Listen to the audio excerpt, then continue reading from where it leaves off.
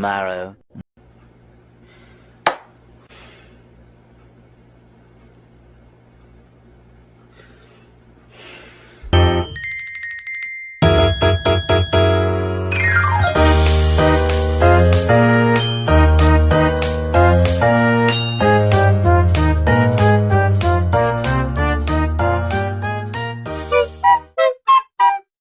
Six hours later. Assalamualaikum warahmatullahi wabarakatuh. Halo teman-teman, pada kesempatan kali ini aku membawakan materi yang berjudul Membangun Database Cerdas, Strategi Menata Data Agar Bebas Redundansi. Nah, sebelum lanjut ke materi, ada baiknya perkenalan diri terlebih dahulu. Halo, perkenalkan aku Tiara Zarvifada dari program studi Informatika Kampus Unesa 5 Magetan dengan NIM akhir 049 atau dengan NIM lengkap 24111814049. Tanpa berlama-lama lagi, yuk masuk ke materinya. Cus. Nah, kita lanjut ke pendahuluan. Sebenarnya pendahuluannya apa sih? Nah, di era digital saat ini, volume data terus meningkat secara masif. Tanpa pendataan yang baik, data bisa menjadi tumpang tindih, tidak konsisten, dan sulit untuk dikelola. Oleh karena itu, dibutuhkan strategi cerdas dalam merancang struktur database agar efisien dan bebas dari redundansi. Salah satu strategi paling penting dalam teori basis data adalah penataan relasional yang logis atau yang kita kenal sebagai proses normalisasi. Proses ini menjadi fondasi utama dalam membangun database yang cerdas, efisien, dan mudah untuk dikelola. Oke, next. Yang pertama adalah teori dasar dari logika penataan data. Nah, database yang baik tidak hanya menyimpan data, tetapi juga mengatur hubungan antar data agar efisien. Dalam teori basis data relasional, ada prinsip penting yang memastikan data disusun secara logis, yaitu normalisasi. Tujuan penataan data ini meliputi yang pertama, menghilangkan data ganda atau redundansi. Yang kedua adalah menjaga konsistensi antar tabel, memudahkan pembaruan dan pencarian data, serta menghemat ruang penyimpanan. Nah, konsep ini diperkenalkan oleh Edgar F. Cobb pada tahun 1970 dalam model relasional, yang hingga kini menjadi dasar hampir semua sistem databasis modern. Next.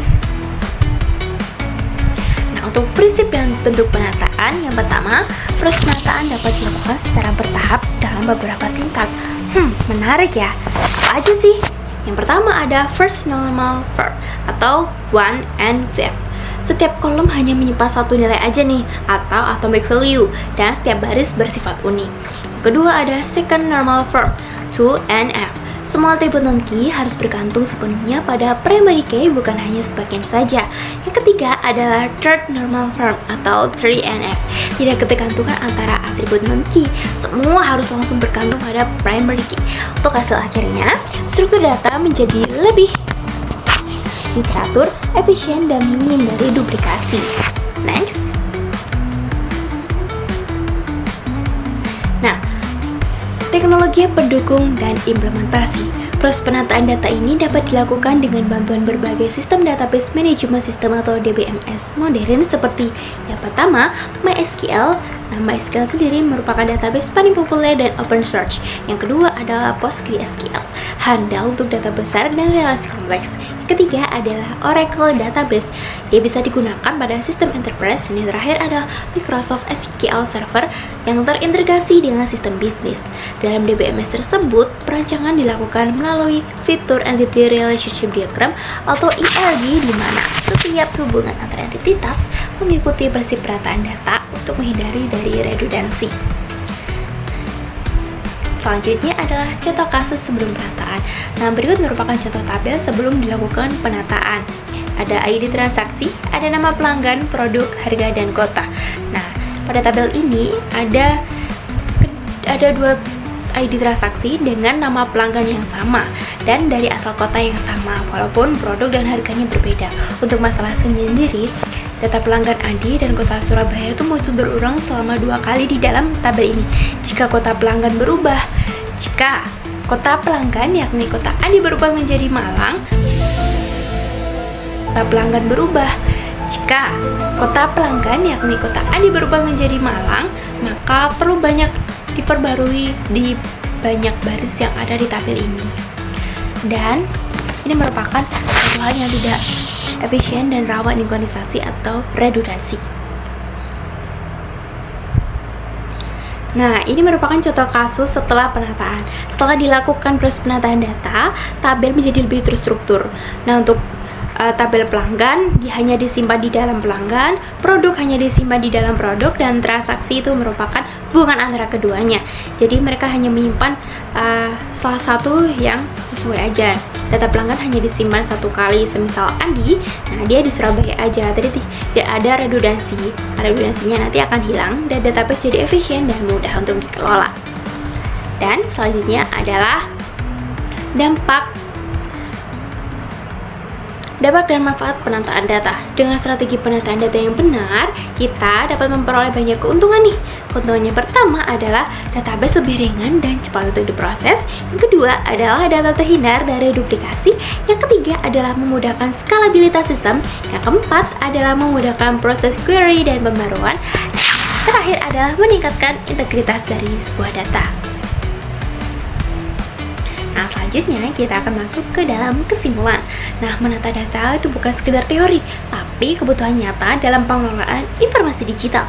Nah, melalui proses penataan relasional, database menjadi lebih efisien, bebas redundansi, dan mudah untuk dikembangkan. Strategi ini membantu kita membangun database yang cerdas, yang siap digunakan untuk berbagai aplikasi, mulai dari bisnis, pendidikan, hingga teknologi modern seperti AI dan Big Data. Jadi, menata data dengan logika adalah langkah pertama menuju database yang efisien, aman, dan handal. Nah, ini adalah referensi yang saya gunakan untuk membuat materi ini. Oke, thank you. Sekian materi yang bisa saya sampaikan. Kurang lebihnya mohon maaf. Wassalamualaikum warahmatullahi wabarakatuh. See you di materi berikutnya. Bye-bye.